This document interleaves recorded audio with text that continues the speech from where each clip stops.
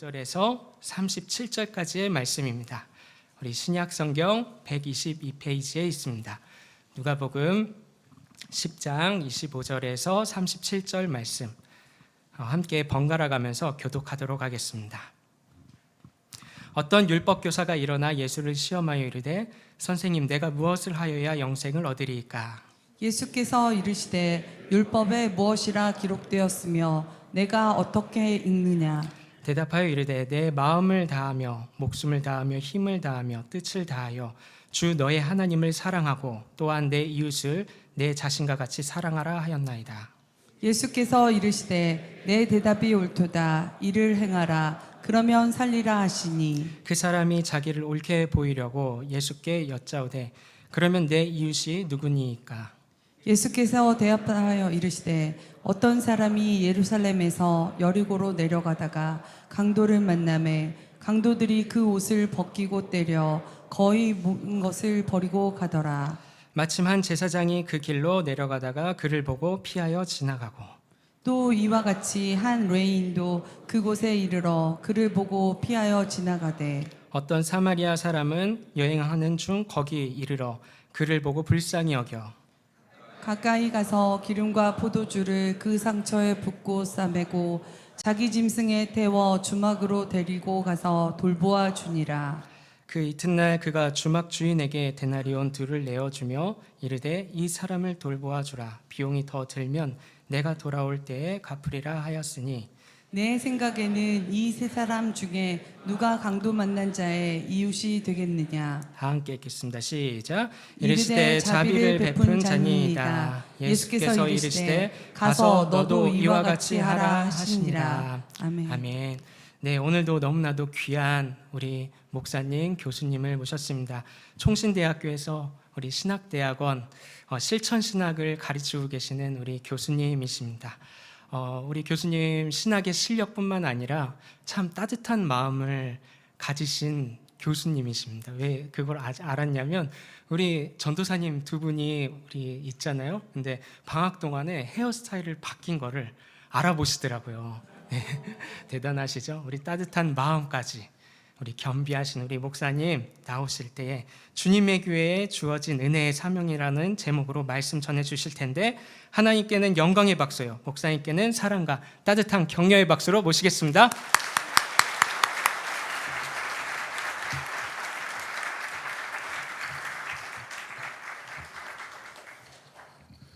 이전에도 계셨고 또 지금도 계시며 장차 오시리 곧 그리스도 예수의 은혜와 평안 소망이 함께 지어져가는 주님의 교회 성도님들과 지금 한국 여러 지역에서 선교에 참여하시는 신종철 목사님, 또 사역자분들, 또 괴산 지역에 계신 분들과 앞으로 또 제주도에 가셔서 사역하셔야 될 모든 분들에게 가득하기를 소망하며 인사드립니다. 우리가 마음을 다해 찬양을 했고 기도했는데요, 한 번 더 기도하고 주의 말씀 듣도록 하겠습니다. 성령 하나님, 변함없이 우리 안에서 우리의 마음과 생각을 주관해 주시고 우리의 마음의 눈을 열어 진리이신 그리스도를 주의 말씀을 통해 만날 수 있게 해 주옵소서. 우리의 삶이 새로워짐으로 아버지 하나님의 영광에 이를 수 있도록 우리 가운데에 주어지는 주님의 은혜와 우리에게 주어지는 새로운 사명을 확신하며 이러한 삶의 여건에서 쉽지 않지만 주를 위해 달려갈 수 있는 용기와 믿음의 은혜가 임하게 해 주옵소서. 예수님의 이름으로 기도합니다. 아멘. 기독교 신앙은 믿음의 대상이신 그리스도와의 관계를 구축하는 과정과 방식입니다. 그리스도와의 관계를 구축하는 과정과 방식으로서의 이 신앙은 우리에게 축복입니다. 성경에는 세 개의 축복을 이야기하는데요, 첫 번째는 땅이 축복입니다. 하나님이 허락하신 땅은 축복이고 또 하나의 축복이 있는데 자녀들입니다. 다음 세대로 일컬어져 있는 우리의 자녀들은 하나님이 주신 축복입니다. 또 하나의 축복이 있는데 관계의 축복입니다. 하나님은 우리의 하나님이시고 우리는 하나님의 자녀가 되는 것, 이것이 우리에게 주어진 축복이죠. 이 축복과 관련해서 하나님이 주도권을 가지고 계시고 우리 가운데 다가오셔서 부르십니다. 이 축복과 관련된 우리의 사명이 있다면 우리를 향해 다가오셔서 부르시는 관계의 주도권을 가지고 계신 하나님을 향해 반응하는 것입니다. 주님이 나를 부르셨는가? 어디로 부르셨는가가 아니라 내가 지금 주님께 반응하고 있는가입니다. 주님을 향한 반응에서 가장 중요한 과제가 있는데 두 가지입니다. 오늘 본문에 따르면 주님을 향한 반응, 관계의 그 축복을 살아가는 우리에게 주어지는 가장 중요한 출발의 조건 첫 번째는 좋은 질문을 갖는 겁니다. 신앙생활을 잘 하시는 분들의 특징이 있는데요. 질문이 좋아요. 질문이 없으면 신앙생활을 하기가 어렵습니다. 묻지도 말고 무조건 믿어라. 적합한 접근은 아닙니다. 왜냐하면 잘 묻고 그 물은 질문에 답을 가져야 하기 때문에 그렇습니다. 저는 학교에서 가르치는 사역을 하고 있는데요. 사실상 우리 윤 목사님이신가요? 윤 목사님이 저를 뭐 엄청 칭찬해 주셨는데 순간 얼마나 긴장이 되고 부담이 되는지 저 그런 사람은 아니거든요. 근데 뭐 이렇게 뭐 마음이 이렇게 따뜻하지도 않고요. 뒤끝도 많고 이렇게 뭐 썩 그렇게 좀 여유 있는 그런 사람은 아니에요. 보시면 아시잖아요. 근데 학교에서 보면 여러 학생들이 있는데 두 종류의 학생으로 딱 구분됩니다. 공부를 잘하는 학생과 공부를 잘할 수 있는 학생. 공부를 잘할 수 있는 학생 말고 현재의 기준으로 공부를 잘하는 학생들의 특징이 있는데 질문이 좋아요. 좋은 질문을 가지고 있는 학생들은 공부를 잘해요. 근데 교회의 공동체에서도 마찬가지입니다. 좋은 질문을 가지고 있으면 신앙생활을 잘할 수 있어요. 그럼 제가 물어보겠죠? 제 질문의 끝에 저와 눈동자가 마주치시더라도 피하지 마십시오. 왜냐하면 답을 구하지 않고 생각을 요구하기 때문에 그렇습니다.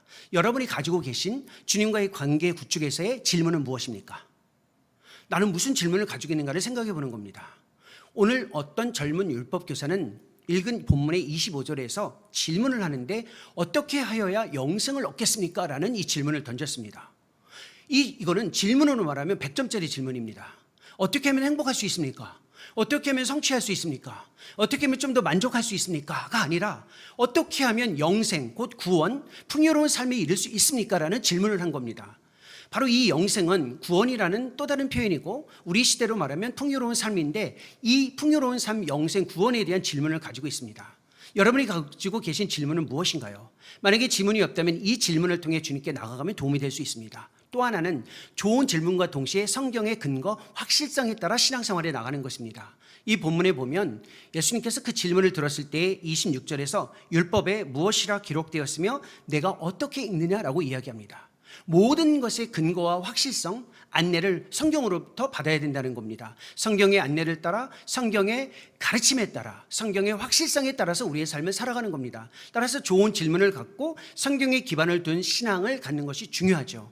이 두 개의 조건에 이 젊은 율법 교사가 유명한 답을 하고 있습니다. 그게 27절인데요.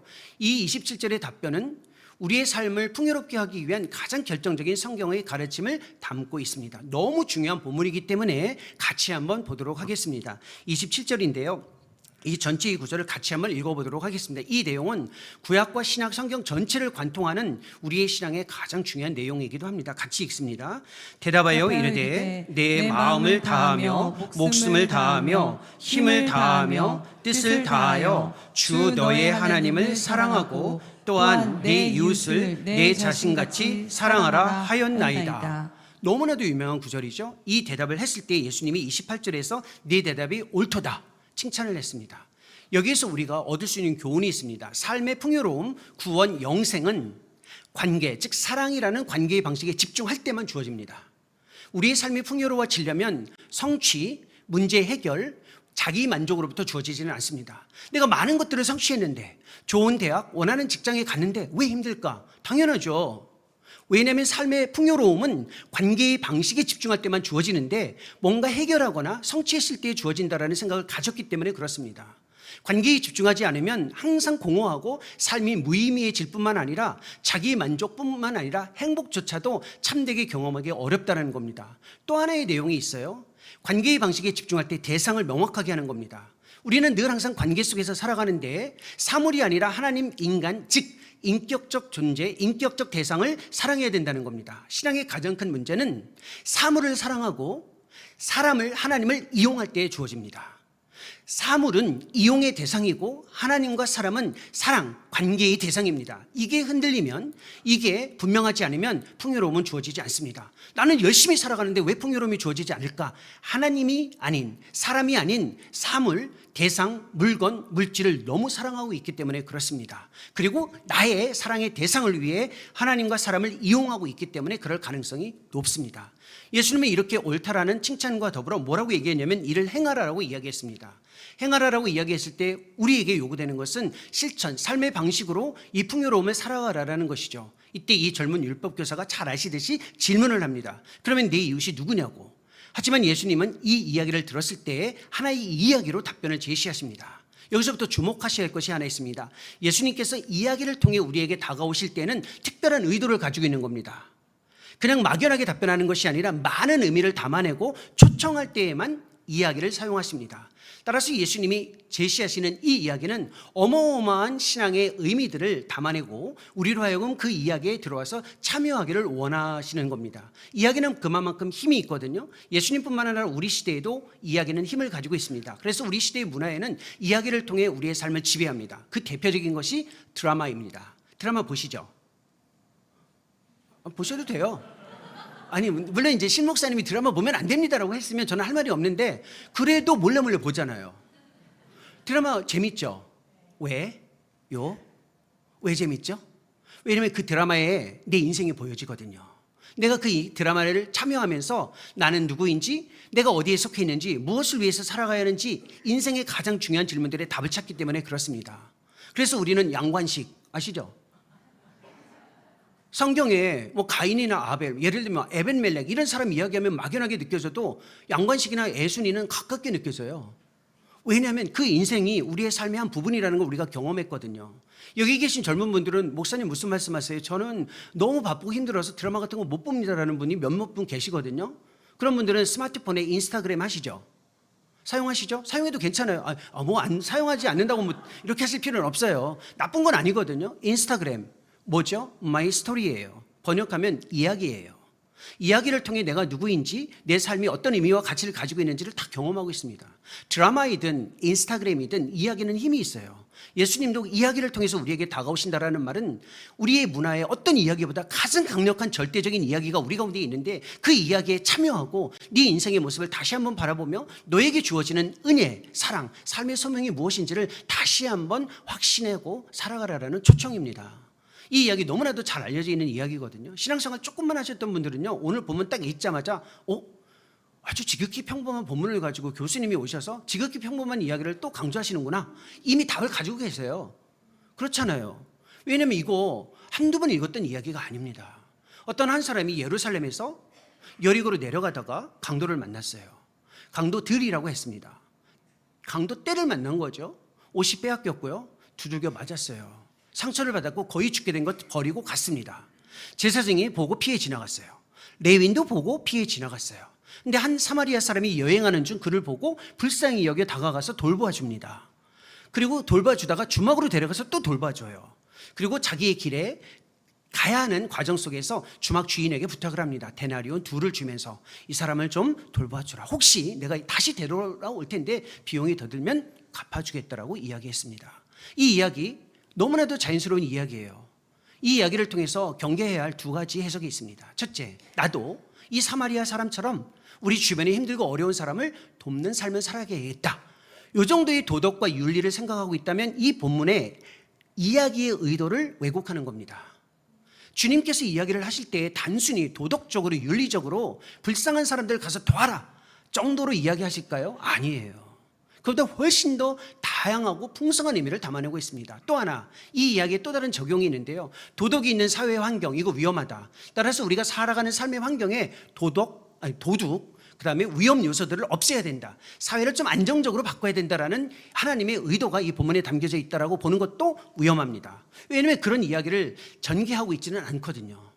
이 이야기는 우리의 인생 가운데 그리스도께서 어떻게 다가오셔서 돌보심의 은혜를 베풀어 주시는지, 우리의 인생 가운데서 우리에게 다가오셔서 돌보심의 은혜를 베푸시는 그리스도의 그 은혜에 우리가 어떻게 참여하고 반응할 수 있는지, 그리고 거기에서 주어지는 우리의 인생의 사명, 즉 소명이 무엇인지를 제시해주는 복음의 진리를 담고 있습니다. 이 본문의 이야기를 통해 들어가면서 다시 한번 우리 시대에 이 정말 뜨겁고 쉽지 않은 여름 시절을 지내면서 그리스도의 은혜가 우리의 삶에 어떻게 주어지는지, 우리가 어떻게 그 은혜에 참여하고 새로운 삶을 살아갈 수 있는지에 대한 의미를 확인하고 다지고 좀 더 용기를 내서 삶의 자리로 돌아가기를 소망합니다. 이 이야기의 출발은 이래요. 주님이 하시는 그 이야기에 우리가 같이 들어가는 겁니다. 30절에 나와 있는데 이렇게 출발합니다. 어떤 사람이 예루살렘에서 여리고로 내려가다가 라고 되어 있어요. 어떤 사람은 이 문장 안에서는 유대인일 가능성이 99.9%인데 왜 어떤 사람이라고 얘기했을까요? 네가 어떤 사람일 수 있다는 겁니다. 이 이야기를 듣는 우리가 이 어떤 사람일 수 있다라는 겁니다. 이 어떤 사람이 예루살렘에서 여리고로 내려갔습니다. 이 예루살렘에서 여리고로 내려가는 것, 이게 조금 이상한 표현이에요. 왜냐하면 예루살렘이 위에 있어요, 여리고가 위에 있어요. 보십시오. 여리고가 위에 있어요, 예루살렘이 위에 있어요. 여리고가 위에 있잖아요. 지역적으로. 예를 들면 대전에서 서울로 내려간다라는 말은 안 쓰죠. 올라간다고 쓰잖아요. 지역의 고도가 높은 겁니다. 예루살렘이 중심이고 높은 자리에서 내려가는 겁니다. 인생은 오르는 것보다 내려가는 것이 훨씬 더 어렵거든요. 위험하고. 이 말은 무슨 말이냐면 인생을 여정으로 보라는 겁니다. 예루살렘에서 여리고로 가는 것과 같이 인생을 여정으로 볼 수 있어야만 합니다. 우리의 인생은 정착하고 싶어 해요. 안정되고 싶어 해요. 좋은 직장, 살만한 곳에 안주하고 싶어 하는데 인생은 처음부터 고정값이 여정입니다. 이 여정이라는 것은 불편한 길을 가는 거예요. 여행과 도피가 아니에요. 여행과 도피는 즐겁고 힘들지만 힘들면 되돌아올 수 있어요. 여정은 되돌아올 수 없는 길, 그 불편한 과정을 지속하는 겁니다. 내가 살아도 왜 이렇게 불편할까? 그게 고정값이에요. 네 인생은 여정 가운데 있기 때문에 그렇습니다. 그래서 이스라엘 백성들이 예루살렘을 향해 가는 여정으로 성경은 담아내고, 어거스틴이라는 사람은 하나님을 향해 가는 인생의 여정을 이야기했고, 우리가 잘 알고 있는 존 버녀는 철로역정에서 하나님 나라를 향해 가는 순례로 인생을 이야기했습니다. 이 순례라는 말은 어떤 뜻이냐면 끊임없이 되돌아올 수 없는 길을 가야 되는데 불편하다라는 겁니다. 이게 힘든 이유가 있어요. 가이드로 살아가는 게 아니라 아마추어처럼 살아가야 하기 때문에 그렇습니다. 인생 살아도요, 날마다 인자와 자비는 있지만 힘들고 어려워요. 저보다 인생을 많이 사신 60대, 70대의 어르신들, 형님이나 누님께 물어보면 대답이 항상 똑같습니다. 인생 많이 사셨는데 어떻게 살아가야 하는지 조언 좀 해주십시오 하면, 무슨 소리냐, 나도 내가 어떻게 살아가야 될지 날마다 낯설고 어렵다. 이게 정답이에요. 내 인생이 보여지지 않고 여정과 같은 불편한 길이 있다고 해서 그걸 불편해하실 필요는 없습니다. 인생을 이방인처럼 살아가는 것을 일단 받아들이라는 거예요. 불편해도 이게 고정값이기 때문에 그렇습니다. 이방인이 뭐죠? 이 땅에 있지만 이 땅에 속하지 않은 거예요. 이게 굉장히 어려운 겁니다. 저는 이 이방인의 여정과 같은 경험을 제 인생에서 좀 경험했습니다. 한국에서 자랐고 미국에서 한 짧은 기간 동안 유학을 좀 한 다음에 제가 처음으로 사역했던 곳이 동아프리카 케냐라는 곳이에요. 제가 케냐에 선교사를 사역을 했는데 거기서 경험했던 이방인의 경험, 여정의 경험입니다. 저는 한국 여권을 가지고 있고 그 나라에서 살아가야 되는데 비자를 받아야 되는데 비자를 잘 안 줘요. 저를 파송한 교회에서는 성도님들은 뜨겁게 기도하고 제가 가야 할 길에 대한 의미를 부여받았는데 거기서는 누구도 환영하지 않고요, 비자도 못 받는 겁니다. 되돌아갈 수 없고 떠날 수도 없고, 그렇다고 가기는 쉽지 않은 것, 이게 인생의 여정이에요. 낭만의 여정이나 캠핑을 하라는 게 아니고요, 쉽지 않은 겁니다. 이게 불편하더라도 이게 고정값이라는 걸 먼저 받아들이라는 거예요. 그때 제가 제일 부러웠던 대상이 공중에 나는 새예요. 아시죠? 비자와 여권 없이도 이웃 나라를 왔다 갔다 할 수 있잖아요. 쟤는 비자도 없이 여권도 없이 어떻게 탄자니아를 갈 수 있을까? 우간다를 갈 수 있을까? 왜 소말리아까지 갈 수 있을까예요. 저는 못 갔습니다. 날아가는 새가 부러울 정도로 인생이 정말로 쉽지 않은 것, 이거는 우리 신앙의 문제가 아니라 인생의 고정값이라는 겁니다. 인생을 여정으로 받아들이고 그 다음 우리가 기억해야 될 것이 있는데, 이 본문에 보면 무엇을 이야기하냐면 강도를 만나며라는 것입니다. 인생은 여정일 뿐만 아니라 예측할 수 없는 상황, 예측 불가능성이 우리에게 주어진다는 겁니다. 따라서 인생에서 그리스도 안에서 살아가려면 예측 불가능성을 인정하고 받아들이는 거예요. 질문이 하나 있습니다. 역시 질문의 끝에 답변을 하지 않으셔도 돼요. 질문만 들어주시면 됩니다.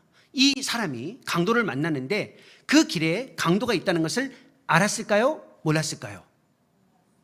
답변하지 않으셔도 되는데 답변을 해주셨어요. 그렇죠? 근데 몰랐다, 이게 답이에요. 그렇죠? 근데 어떤 분의 눈빛은 알았을 것 같은데 라는 눈빛도 있어요. 둘 다 맞아요. 정확하게 말하면 둘 다 맞습니다. 그 길에 강도가 있다는 건 이미 알고 있었는데 그 특정한 강도가 그 특정한 시간에 자기에게 올 거는 몰랐던 거예요. 이걸 분명히 아는 거예요. 예측 불가능성이라는 말은 인생 자체가 불가지론, 즉 알 수 없다라는 게 아니고 늘 위험, 어려움이 있지만 특정한 위험이 내 인생의 특정한 시기에 특정한 상황 속에서 나에게 그 특정한 어려움이 어떻게 올지는 모른다는 거예요. 이게 예측 불가능성이에요. 이게 힘들죠. 예측 불가능성이 우리에게 주어지는 이유가 뭘까요? 우리의 삶에 둘러싼 위협이 많은데 때로는 예기치 않은 우리의 마음을 아프게 하는 상처나 사고들이 왜 주어질까요? 우리가 잘못해서? 아니에요. 강도를 만나는 이 현실과 같이 그게 인생의 고정값이라는 겁니다. 우리의 삶에서 예측 불가능성이 주어지는 이유가 뭐냐면 주도권과 통제권을 자신에게 두지 말라라는 뜻이에요. 너 너무 예측하고 너 너무 네 인생을 다 계획대로 살아가려고 하는 것 주님이 원하지 않는다라는 겁니다. 인생의 주도권과 통제권을 하나님에게 두라는 거예요. 너무 내 인생의 주도권을 가지고 하나님도 통제하고 사람도 통제하고 내 이야기에 들어오기를 너무 원하는 것, 이거 주의하라라는 겁니다. 주도권과 통제권을 하나님께 인정하라라는 또 다른 의미는 신뢰의 대상, 신뢰의 대상을 분명히 하라라는 거예요. 예기치 않은 상황이 주어질 때 불편한 사람들은 뭐냐면 하나님을 신뢰하는 것에 대한 훈련이 좀 덜 되어 있기 때문에 그렇습니다. 하나님이 혹시 나에게 예기치 않은 상황을 갑자기 몰아서서 삶을 힘들게 할 때에는 하나님이 나에게 신뢰를 분명히 하라는 사인으로 받아들이는 거예요. 신앙은 감사와 신뢰를 구분할 때 주어집니다. 예측할 수 없는 상황과 관련된 감사와 신뢰의 구분이 뭐냐면 우리는 왜 힘드냐면 감사의 영역과 신뢰를 혼동하기 때문에 그렇습니다. 하나님이 허락해 주신 것은 감사의 영역이에요. 근데 우리는 이걸 너무 신뢰해요. 내가 먹고 살 만한 여건, 내 삶의 안정된 기반, 이건 하나님이 주신 선물이고 감사의 영역인데 이걸 신뢰하는 겁니다. 그러면 하나님에 대한 신뢰가 없어지죠. 신뢰는 유일하게 주어지거든요. 그러니 하나님이 우리에게 주신 것을 감사하는 훈련을 하고 그리고 반드시 하나님을 신뢰하라는 겁니다. 근데 하나님이 주신 것을 신뢰하는 순간부터 인생이 예측할 수 없는 상황이 많아질 때 너무 힘든 겁니다. 혹시 지금 인생이 예측할 수 없는 상황 때문에 너무 힘겹다면 자신을 점검해 보십시오. 혹시 하나님이 허락해 주신 것을 내가 신뢰해서 하나님이 아닌 다른 것을 신뢰했기 때문에 주어지는 이 불편함은 아닌가입니다. 내가 예측할 수 없는 상황이 많아지면 주어지는 유익이 있어요. 불편하지만 예측할 수 없는 상황이 많을수록 그 작은 것에서도 하나님은 신뢰해요. 예측할 수 없는 상황은 우리에게 영적으로 보면 굉장히 중요한 의미를 담고 다가오는 겁니다. 주님을 신뢰할 수 있도록 우리를 초청하기 때문에 그렇죠. 작은 것조차도 신뢰할 수 있을까요? 이렇게 주님을 절대적으로 신뢰했던 대표적인, 즉 주님이 허락하신 것이 아닌 주님을 신뢰했던 대표적인 예측 불가능성의 상황에서 주님을 바라봤던 대표적인 인물이 아벨이에요. 가인과 아벨인데 가인과 아벨은 재물의 문제가 아니고 믿음과 신뢰의 문제라는 거 다 아시죠? 그럼 질문이 또 있어요. 원칙은 똑같습니다. 답변하지 않으셔도 돼요. 가인은 하나님을 신뢰했을까요? 하지 않았을까요? 네, 지금 이제 답변하지 말라고 해서 답변은 안 하시지만 생각은 하셔야 돼요. 생각하고 계시죠? 신뢰했을까요? 안 했을까요? 생각하십시오. 그럼 아벨은 하나님을 신뢰했을까요? 안 했을까요? 그렇죠. 이거는 좀 답이 분명해지잖아요. 둘 다 하나님을 신뢰했어요. 근데 문제는 신뢰를 했느냐 안 했느냐가 아니에요. 신뢰의 정도의 차이입니다. 가인은 하나님을 신뢰했는데 신뢰하지 않기도 한 것으로 볼 수도 있습니다. 두 개 다 정답이에요. 항상 제 질문은 모든 게 답이에요. 신뢰하기도 했고 신뢰하지 않기도 했습니다. 근데 하나님을 신뢰했지만 하나님을 절대적으로 신뢰하지 않았어요. 왜냐하면 장자권이 있었거든요. 장자권이 뭐죠? 그것만 있으면 이 세상을 살아가는데 불편함이 없는 겁니다. 그걸 가인은 가지고 있었어요.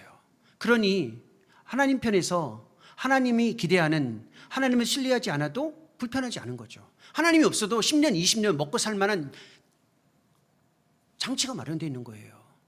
그러니 하나님을 신뢰하는 게 절대적일 수가 없죠. 아벨은 아니었습니다. 아벨은 절대적으로 하나님을 신뢰했어요. 장자권이 없었거든요. 주님이 우리에게 요구하시는 것이 있어요. 인생 불편하고 예측할 수 없는 위험 때문에 힘겹지? 그러면 신뢰를 정확하고 분명하게 하고 있는지 먼저 보라라는 초청입니다. 저도 좀 전에 어디에서 사역했다고 이야기했죠?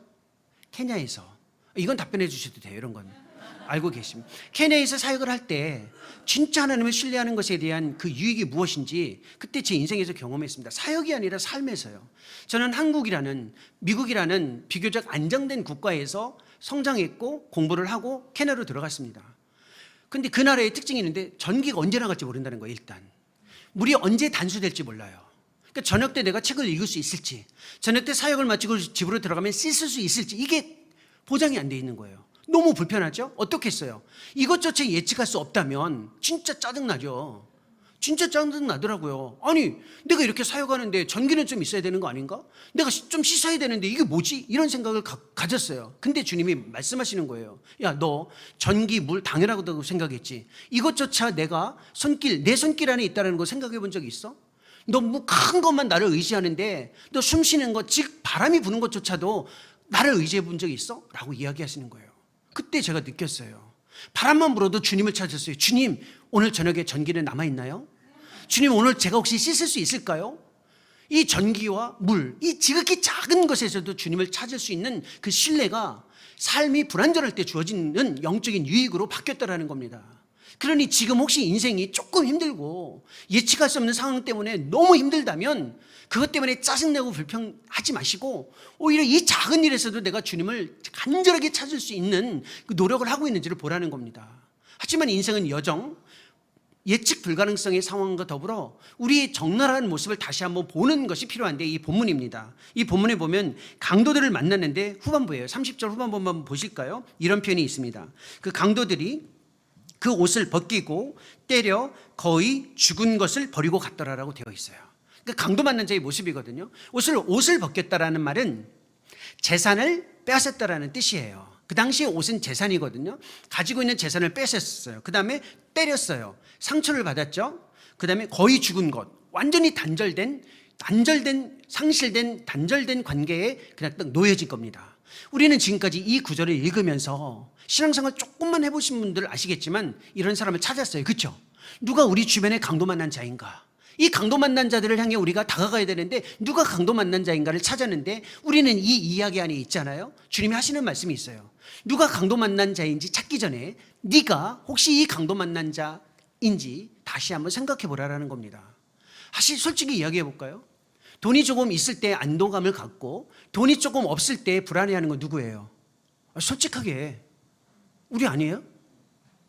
어느 누구도 대놓고 상처 줬다는 사람 없는데 상처받은 것 때문에 힘겨워서 괴로워하고 힘겨워하는 거 누구예요? 우리 자신 아니에요? 함께 살아가는 나의 배우자도 나에게 대놓고 상처 줬다는 말 한 적 없어요. 근데 우리는 말할 수 없는 상처를 받으면서 정말 하나님 앞에서 힘들어하잖아요. 외로움에 절절 매면서 힘겹게 살아가는 자, 고독과 고립, 단절 가운데에서 죽음과 같이 이 버려진 이 외로움에 단절된 상태는 누구죠? 가족이 있고 공동체가 있지만 홀로 방 안에 남겨서 있을 때 그 외로움에 절절 매면서 힘겨워하는 건 누구죠? 우리 자신 아닌가요? OECD 국가 34개국 중에 외로움의 지수, 자살률의 지수, 청년의 25%가 고독, 고립, 단절로 괴로워하는 나라는 우리나라예요. 주님이 하시는 말씀이 있어요. 이 강도 만난 자의 이 모습이 네 자신이라는 것을 먼저 인정할 수 있느냐는 거예요. 돈 때문에 걱정하는 거 우리 자신 아니에요? 상처받은 것 때문에 힘겨워하는 거 우리 자신 아닌가요? 외로움에 절절 매면서 힘겹게 괜찮은 척하면서 살아가는 거 우리 자신 아닌가요? 먼저 인정하라는 겁니다. 근데 인정이 어려워요. 이 강도 만난 자의 모습을 인정한다는 게 진짜 어렵습니다. 왜냐하면 신앙에 오해가 좀 있어요. 우리가 좀 괜찮아야 주님이 받으실 것이다라는 이 이해를 가지고 있습니다. 늘 항상 우리의 신앙의 부담이 내가 좀 괜찮아야 주님이 나를 받으시겠지? 그래서 내가 괜찮지 않으면 늘 힘들고 어렵죠. 근데 한번 물어봅시다. 이제 좀 친해졌으니까 얘기할 수 있잖아요, 우리가. 저는 내적 친밀감이 많아졌는데 없으세요? 없으면 어쩔 수 없지만 있으시 한번 생각해보세요. 한번 물어볼게요. 언제 괜찮았어요, 한번? 주님이 받으실 만큼 괜찮았던 적이 언제예요? 솔직히 얘기해보세요. 언제예요? 내일? 어제? 나는 지금이 진짜 행복하고 주님이 받으실 만큼 너무 괜찮아. 그런 분이 있어요? 없잖아요. 조금만 정신을 차리고 보면 우리는 단 한 번도 정상적이거나 온전한 적은 없었어요. 주님은 괜찮은 다음에 받으신 적이 없어요. 있는 모습 그대로 우리를 받으신다고 했고 있는 모습 그대로를 받으세요. 이걸 먼저 경험하지 못하면 내가 괜찮아져야 된다는 부담감 때문에 주님을 만날 수가 없는 거예요. 내가 조금 힘들고 어려우면 우리의 신앙에 오해가 있습니다. 그게 뭐냐면 이건 하나님의 심판이다. 이건 하나님의 저주다. 내가 잘못했으니까 하나님이 나를 교훈하시겠지. 아니에요. 주님이 그 정도로 우리를 막 괴롭게 너 심판받아야 돼. 너 처벌받아야 돼. 이거 내 저주니까 잘 받아라. 이렇게 교훈하시는 분은 아니에요. 하나님은 우리의 아버지로 계시지 심판자로 계시는 게 아니에요. 물론 심판하실 때가 있어요. 그건 아버지의 마음을 가질 때에만 심판의 의미가 있는 거예요. 처벌, 법정적으로 주님을 만나려고 하지 마시고 아버지로 먼저 만나야 그 안에서의 관계가 회복될 수 있다는 거예요. 이 모습을 인정하는 게 진짜 어려워요. 이건 신앙의 문제가 아니라 문화의 문제이기도 합니다. 아까 인스타그램 하시는 분들 있잖아요. 확인은 안 했잖아요. 근데 우리는 알고 있잖아요. 내가 인스타그램을 하는지. 이 인스타그램이 우리의 삶에 미치는 영향이 굉장히 강력합니다. 왜냐하면 거기에는 내가 누구인지를 올릴 때 지극히 좋아하는 모습, 원하는 모습을 편집해서 올려요. 나 여기 갔다 왔다, 나 이거 먹었다, 나 오늘 여기 구경했다, 내 모습 이런 거 있는데 한번 봐라, 이 정도예요. 있는 모습 그대로 적나라하게 올리시는 분, 나 오늘 진짜 짜증나고 힘든데 막 망가진 나의 모습 올리시는 분 없잖아요. 없어요. 이 문화가 우리를 지배하는 게 무슨 뜻이죠? 우리는 괜찮은 모습을 보여야만 된다라는 신앙과 문화에 갇혀 있어요. 주님이 먼저 얘기하시는 것이 있어요. 진짜 우리의 강도 만난 그 삶의 모습을 먼저 정직하게 인정할 수 있느냐를 먼저 물어보시는 거예요. 이게 진짜 어려운 거거든요. 여기서 제가 영어를 한 단어를 써야 되는데, 신 목사님이 설교하실 때 영어 쓰세요? 아, 쓰시는군요. 안 쓰는 것 같다, 쓰는 것 같다. 두 분 다 이제 답변이 주어졌는데 쓰는 걸로 듣겠습니다. 그리고 저도 한 단어만 쓸게요. 죄송합니다. 티를 내려고 그러는 게 아니고 좀 중요해서 그래요. 중요한 단어는 아닌데 아주 의미론적으로 필요한 단어이기 때문에 그렇습니다. 영어, 그래도 주님의 교회 수준이 있죠. 이건 허락해 주셔야죠. 그렇죠?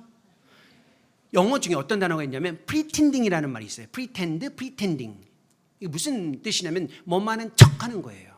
주님 앞에서 뭐만한 척 좀 하지 마세요. 괜찮은 척, 안 아픈 척, 믿음 있는 척, 나는 안 괴로운 척, 주님 앞에서 정직하게 내 모습을 명확하게 제시하라는 거예요. 주님, 저 괜찮습니다, 이런 소리 하지 마세요. 주님 앞에서 주님이 진짜 듣고 싶은 게 뭐냐면 나는 너의 아버지이다, 네가 내 자녀인데 너의 모습을 있는 모습 그대로 네 언어로 네 마음에 있는 것을 내가 직접 듣고 싶다라는 거예요. 이걸 못하죠. 이게 신앙의 가장 중요한 훈련이에요. 이 과정을 거치지 못한 사람들은 하나님의 능력, 신실하심은 잘 고백해요.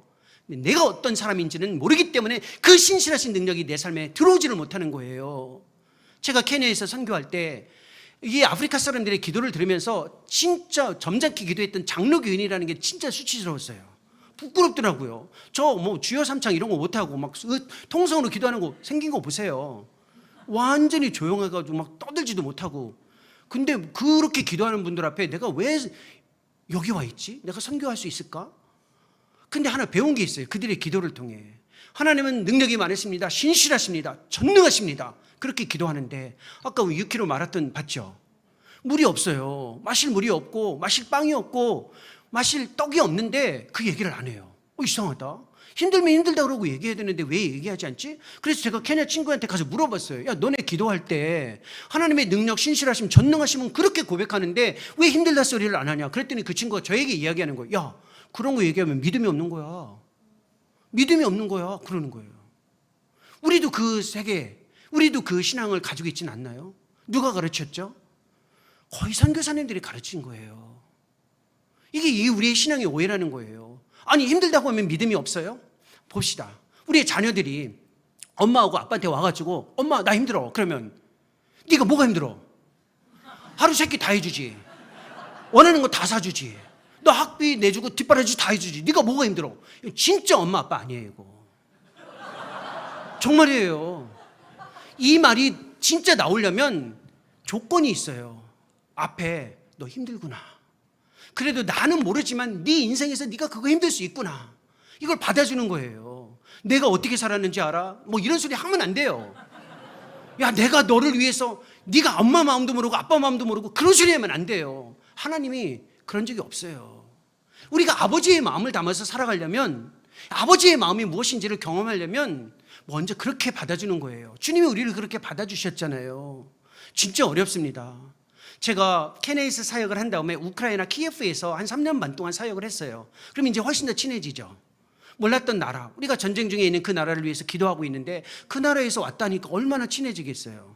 강요하는 거 아닙니다. 안 친해지셔도 괜찮아요. 어차피 한 번 만나고 끝날 건데. 하지만 그리스도 예수 안에서 중요한 의미가 여기에 있어요.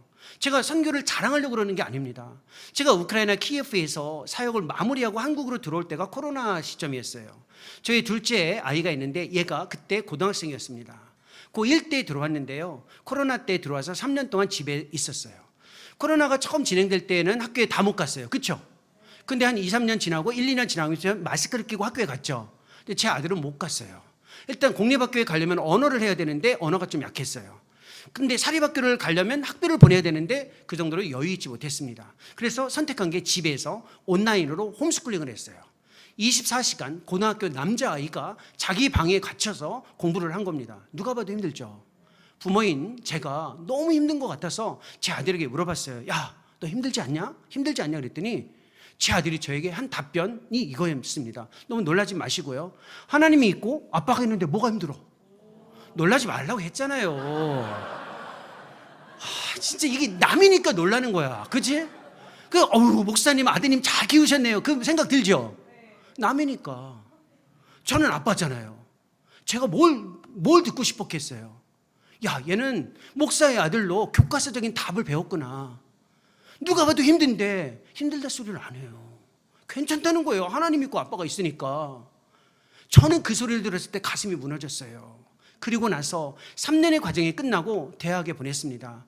기숙사에 남겨두고 떠나올 때 제 아들을 꼭 안아줬습니다. 있는 힘껏 안아줬어요. 안아주고 돌아서서 나오는데 얘가 제 옷자락을 딱 잡으면서 했던 그 말을 저는 지금도 잊을 수가 없어요. 그 아이가, 제 아들이 저에게 이렇게 이야기하는 거예요.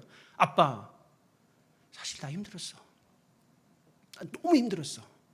친구들 만나고 싶었고 선생님 만나고 싶었는데 3년 동안은 그렇게 하지 못해서 너무 힘들었어. 이제 교수님 잘 만나서 공부 열심히 할 거고 나 친구도 많이 사귈 거야. 여기서 잘 지낼게. 너무 힘들었어 3년 동안. 그 눈물을 아버지인 제 가슴에서 평생 잊을 수가 없어요. 하나님이 우리에게 듣고 싶어하는 이야기예요. 너 돈 때문에 힘들지? 알아. 너 상처받아서 힘겹지? 알아. 너 외로움에 절절매면서 속 깊은 얘기 누구에게도 말하지 못하는 그 상황? 알아. 네 언어로 나에게 말을 해야지 라고 이야기하는 겁니다. 그게 이 강도 만난 자의 모습에서 예수님이 우리에게 이야기하시는 거예요. 우리가 우리 인생의 여정에서 예측할 수 없는 상황에 우리의 강도 만난 인생의 현실을 정직하게 고백한다면 그 다음부터 주님의 은혜가 주어집니다. 근데 주의할 게 하나 있어요. 우리가 힘들고 어렵고 정직하게 고백하면 그때부터 우리의 연약함이 딱 보여지거든요. 그때 모든 사람들의 습성이 하나 있습니다. 보통의 습성이에요. 힘들고 어려우니까 누가 어떤 방식으로 도우면 좋겠지를 답을 가지고 있어요. 항상. 주님, 제가 이렇게 힘든데요, 저 사람이 이렇게 와서 도와줬으면 좋겠습니다. 그리고 그걸 기도해요. 그런 식으로 하지 말라는 겁니다. 그게 뭐냐면 제사장과 레위인의 모습이에요. 제사장이 보고 피해 지나갔죠. 레위인도 보고 피해 지나갔어요. 이상하죠? 성경 공부 조금만 했다 하시는 분들이 이상한 거예요. 왜냐하면 제사장과 레위인이 원래 하는 일이 뭐죠? 그렇게 힘들어온 하는 사람에게 다가가서 도움을 주는 일을 하는 게 제사장과 레위인이에요. 근데 피해 지나갔어요. 근데 이것도 이해가 돼요. 그렇죠? 왜 이해가 되냐면 사실은 부정한 자를 접하고 나면 일정 기간 직무에서 배제시키는 자가격리를 해야 돼요.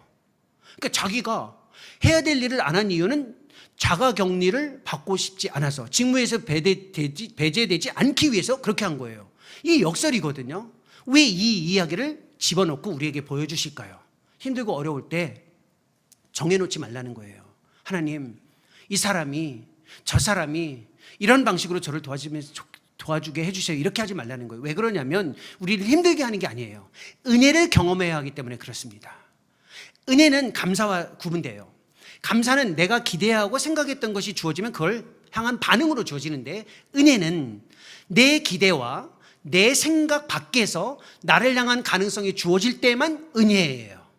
은혜는 내가 생각한 것이 주어지면 은혜라고 하지 않습니다. 내가 아는 방식대로 주어지면 은혜가 아니에요. 은혜라는 것은 내가 생각할 수 없는, 내가 기대할 수 없는, 내가 경험하지 못했던 그 가능성이 내 밖에서 나에게 주어질 때만 그게 은혜인 거예요.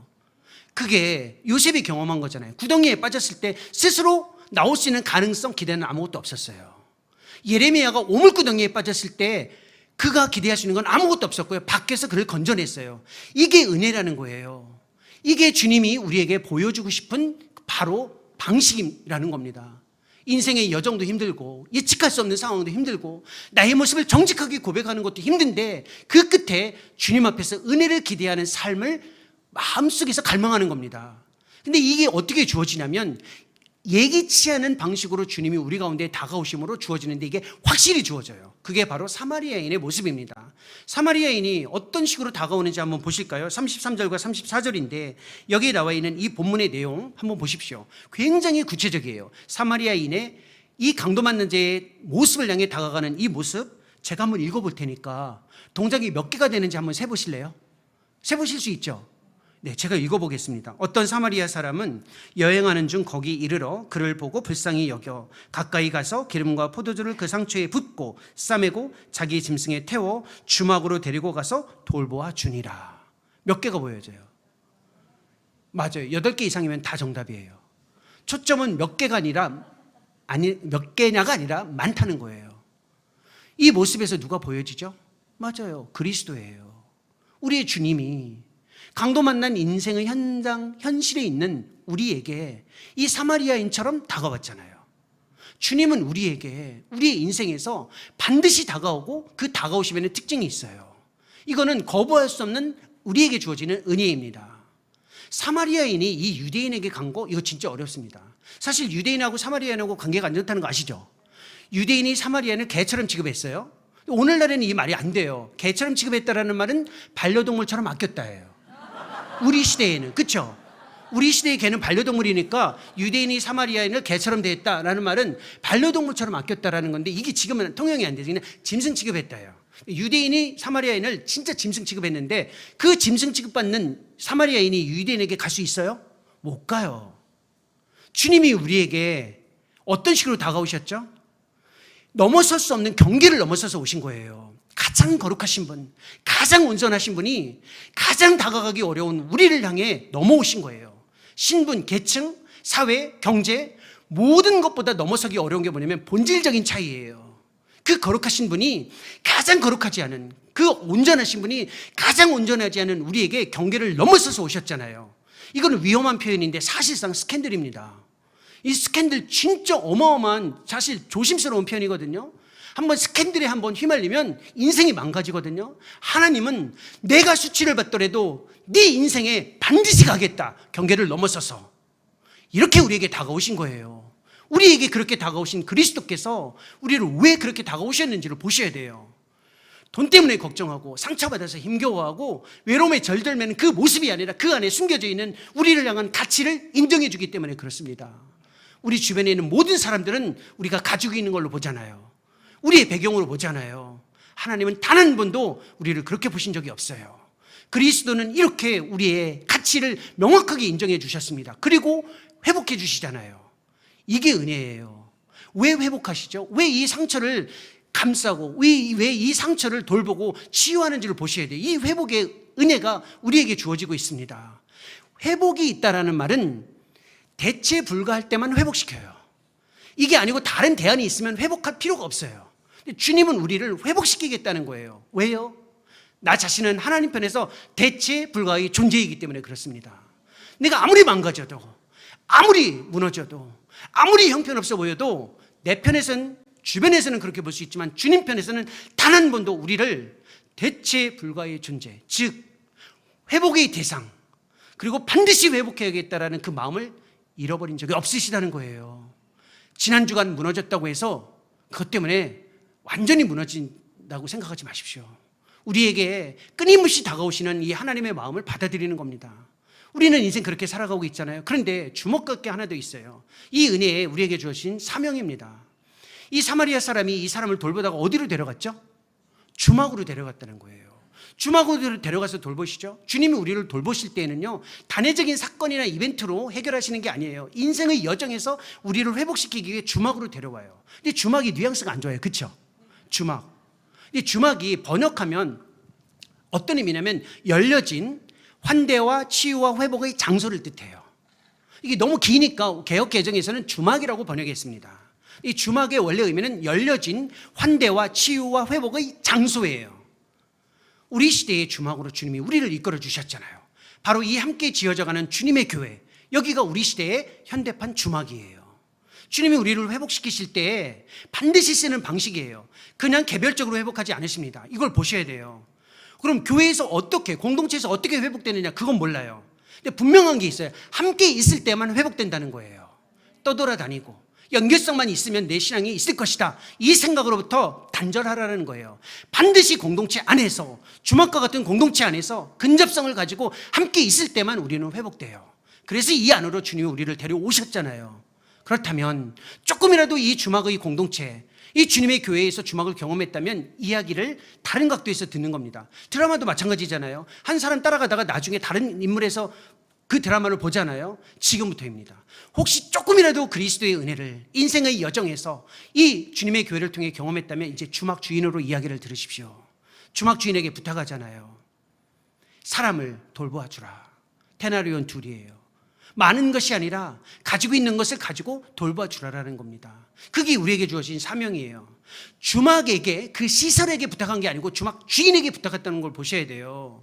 하나님은 교회의 시설, 교회의 장비, 교회의 여건에 맡기지 않으세요. 그 교회 안에 있는 사람, 즉 주막 주인에게 이야기하는 겁니다. 우리에게 필요한 것은 우리 교회가 좋은 교회가 되는 게 아니라 내가 환대의 사람이 되는 거예요. 내 스스로가 또 다른 누군가에게 주막의 주인처럼 주님이 데려온 자들을 받아 안고 그들을 환대하면서 살아가는 거예요. 그게 우리에게 주어진 사명입니다. 끊임없이 주인으로 회복되고 회복된 모습 안에 있고 그렇게 함께 지어져가는 아름다운 공동체가 될 수 있기를 소망합니다. 우리 함께 찬양하고 기도하는 시간 갖도록 하겠습니다. 찬송가 300장입니다. 1절 부르시고요. 그리고 3절 부르도록 하겠습니다. 우리의 마음이 낙심되고 힘들고 어려운 인생 과정의 여정이 있더라도 주께서 우리에게 다가오셔서 베푸시는 은혜를 확신하며 함께 고백합니다.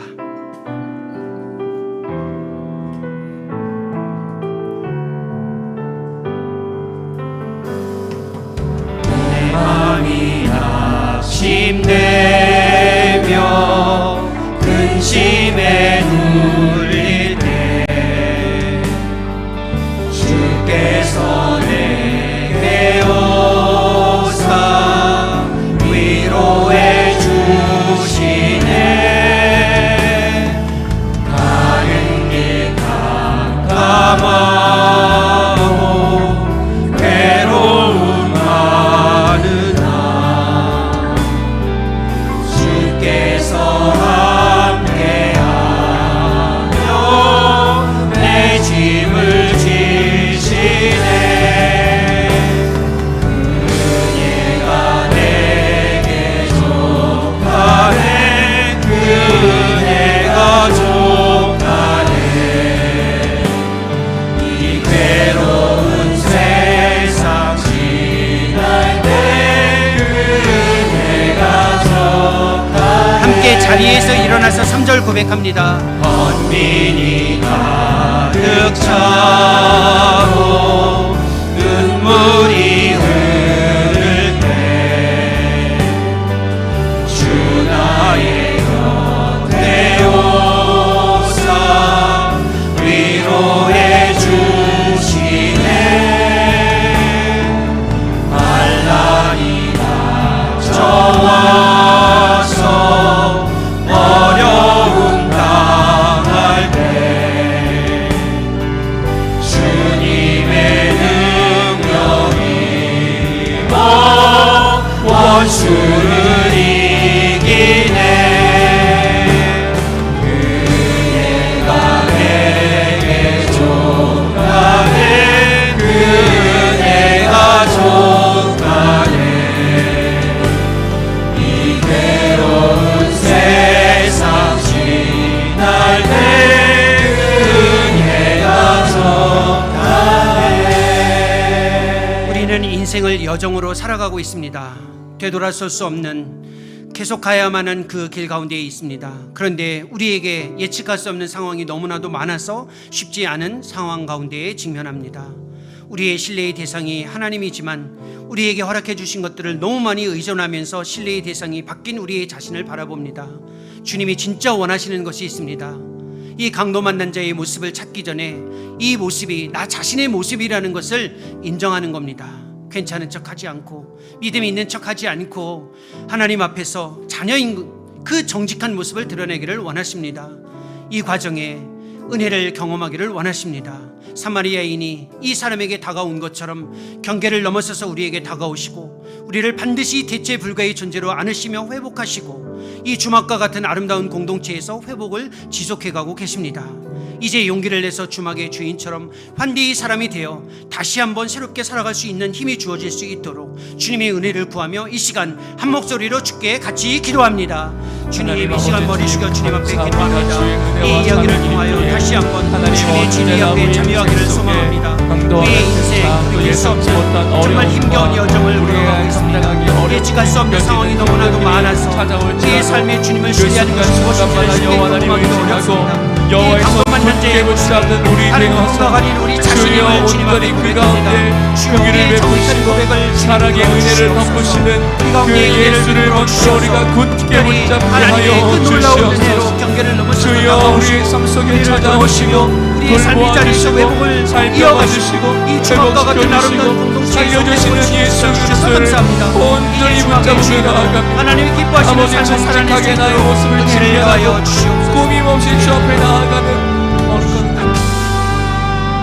살아계신 하나님 아버지, 인생에 돌이킬 수 없는 여정과 같이 한 걸음 한 걸음 하루를 살아냅니다. 예측할 수 없는 상황 때문에 주저앉고 싶고 때로는 불안과 염려가 우리를 둘러싸지만 정직하게 우리 자신을 고백합니다.